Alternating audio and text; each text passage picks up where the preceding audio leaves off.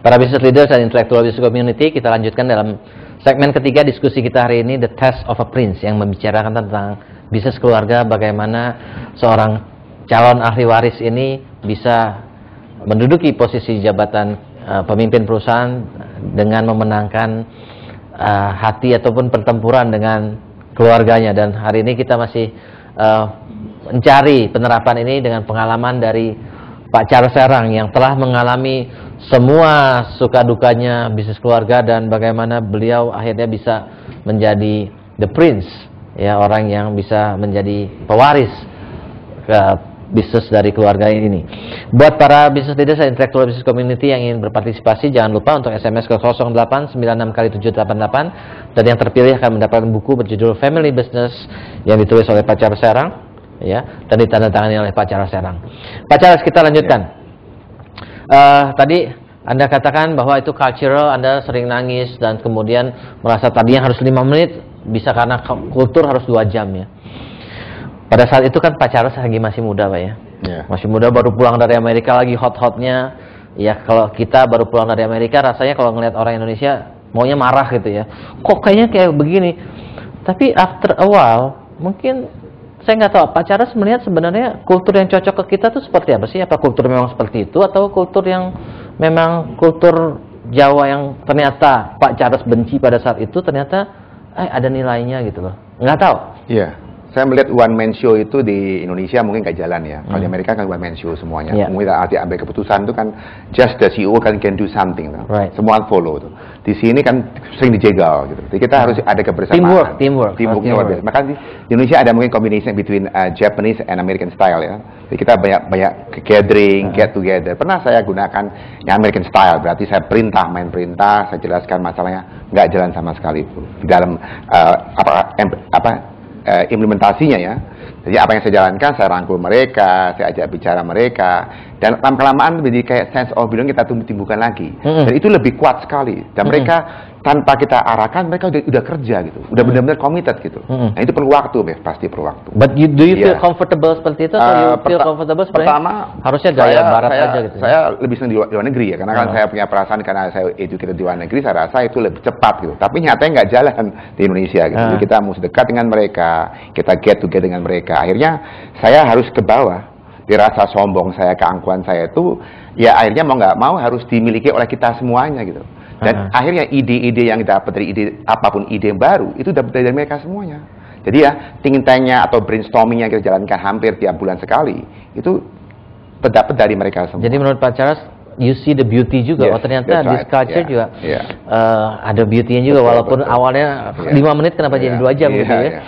Kesal juga itu. Kesal juga. Lama-lama ngerti, 2 jam ada nilainya juga gitu, ya. Rupanya kalau 2 jam harus memenangkan hatinya, dia support us, nilainya lebih dari 2 jam itu kan. Betul. Oke, kita coba ada pertanyaan mungkin dari audiens. Silakan Pak Matani. Terima kasih Dr. Bayu, Pak Charles. Masih. Kebetulan saya dulu pernah mengikuti kuliahnya Pak Profesor Pang Lai Kim, ayahnya Ibu Mari Pangestu.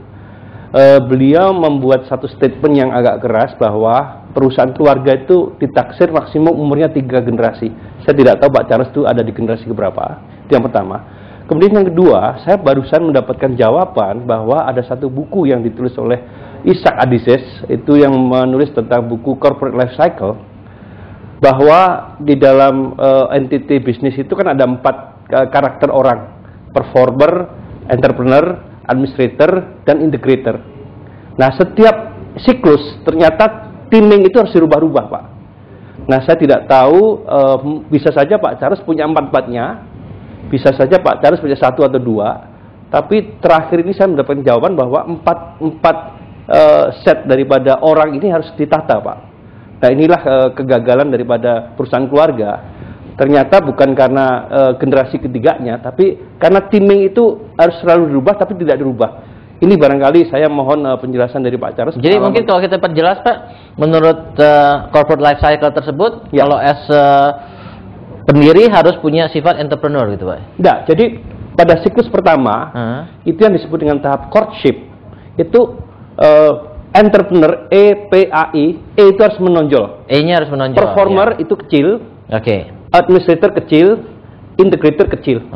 Tapi tahap berikutnya P-nya menonjol, E-nya kecil, A-nya kecil, I-nya kecil. Performing ya, harus performing. Terus kemudian tahap berikutnya integrator menjelang 3 generasi itu sering bentrok, Pak. Ya. Nah, di situ dibutuhkan peran seorang integrator. Nah, ini apakah Pak Charles ini berperan keempat-empatnya atau saya gimana sehingga Nyonya Menir ini malah mencorong gitu ya, malah jaya. Apakah timing ini selalu dirubah-rubah? Karena pada waktu usia muda, kalau yang menonjol administrator biasanya orang finance, Pak. Selalu ngerem investasi. Entrepreneur dan performer itu, entrepreneur itu orang yang pemilik biasanya. Itu dia visionary ya. Itu biasanya selalu kontradiktif dengan orang-orang tipe A. Nah, E dengan P itu orang pemasaran tipe P biasanya, Pak, performer. Itu yang biasanya membumikan gagasan-gagasan entrepreneur tadi. Nah, 2 ini biasanya musuhnya adalah A. Tapi A juga diperlukan, Pak ya, di life cycle berikutnya. 4-4-nya diperlukan, cuman penonjolannya itu harus sering dirubah. Nah, saya tidak tahu apakah Pak Charles merasa penelitian semacam ini sebenarnya sampelnya sekitar 730-an, Pak. Jadi apakah di Indonesia ini berlaku temuan-temuan yang ditulis oleh Isaac Adisis itu dalam buku Corporate Life Cycle. Terima kasih. Thank you. Pak Charles ini agak unik ya, bukan generasi kedua, tapi secara struktural mungkin bisa dianggap pemimpin generasi kedua, Pak ya, karena generasi kedua yang generasi Omnya cuma sebentar gitu ya, dan nggak secara legal mungkin pada saat itu belum kuat ya. Nah, jadi kalau kita lihat Pak Charles bisa kita anggap generasi kedua, berarti generasi ketiga generasi anaknya Pak Charles nih. Dan hati-hati katanya Profesor Pang Laikim, generasi ketiga itu akan hancur bisnis keluarga. Nanti kita juga bisa bertanya, Pak Charles kira-kira nanti mau milih prince-nya siapa nih gitu kan? Gimana caranya Pak Charles akan memilih prince? Jadi betul apa dikatakan tadi bahwa sebenarnya Ibu Menir itu adalah seorang entrepreneur sejati ya. Dia kayak tahu ide, kreatifnya luar biasa. Ayah saya sebagai good manager yang memanage, membuat organisasinya, ada job analysisnya, organisasinya chart lah ada itu. Nah, saya melihat pada waktu itu bahwa 2 kombinasi cukup bagus. Di era saya kembangkan kombinasi, tapi banyak arah kepada creative thinking. Karena saya lihat manajemennya cukup bagus. Hanya masalah nanti, what next-nya ini yang saya mau bicarakan tadi. Bahwa sebenarnya generasi kedua, ketiga ini susah sekali, karena 2 ini rasa sense of belongnya kuat sekali gitu loh. Kalau yang ketiga ini kan hanya teruskan. Tapi anak saya lagi, dia kan nggak mikir masalah loyalitasnya nggak kuat sekali dong. Kalau yang 2 ini kuat sekali. Waktu saya memecahkan yang kedua ini bukan main luar biasa.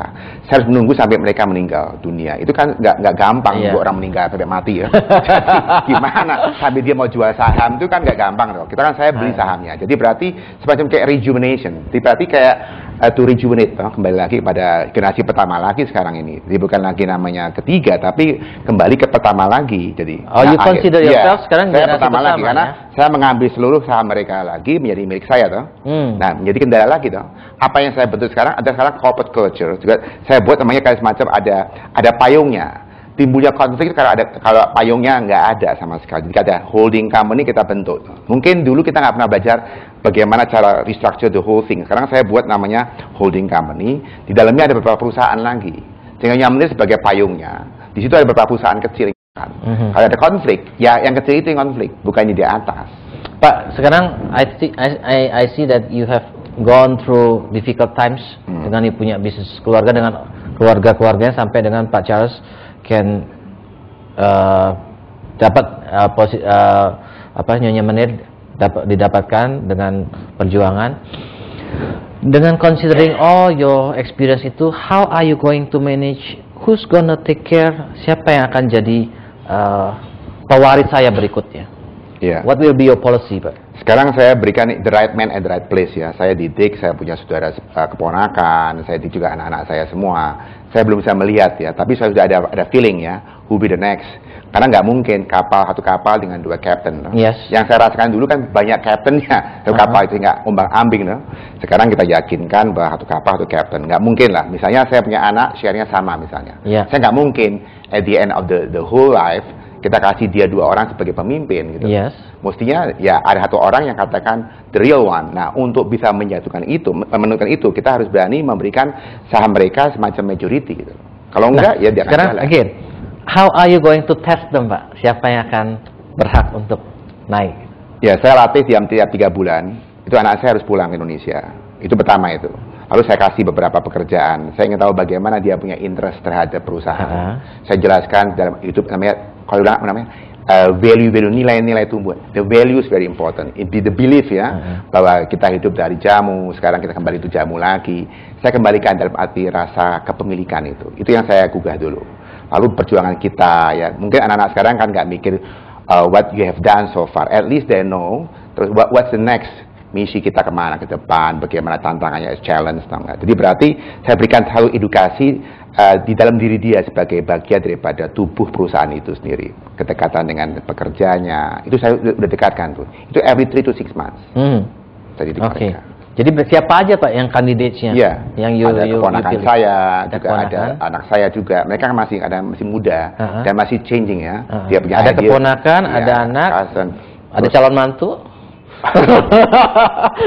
Harus dipertimbangkan juga, Pak. Betul.